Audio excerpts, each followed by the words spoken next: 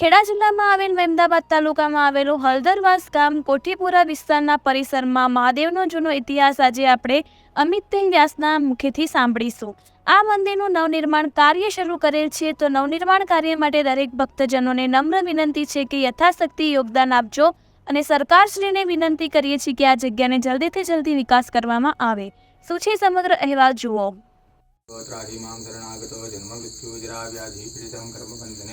भगवते श्री पराशर महादेवाय नमो नमः।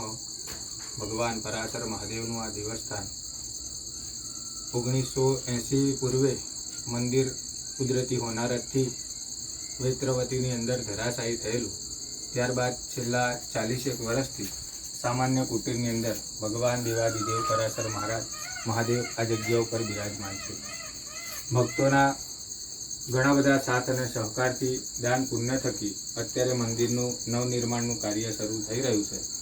હજુ પણ ઘણી બધી આવશ્યકતા છે દાનની, તો દરેક ભક્તોને એટલી અપીલ છે કે આ નવનિર્માણ કાર્યની અંદર યથાશક્તિ યોગદાન આપે। પ્રાચીન એવા પરાશર ઋષિ આ જગ્યા ઉપર તપ કરેલું ઉગમણી વાત્રક નદી તરીકે ઓળખાય છે। સામેના કિનારે ભૃગુ ઋષિ અને ચમન ઋષિ ત્યાં ગાડે અને આ કિનારા ઉપર પરાશર ઋષિ તપ કરેલું છે। પૂર્વ દિશા તરફ નદીનો પ્રવાહ વહી રહ્યો છે।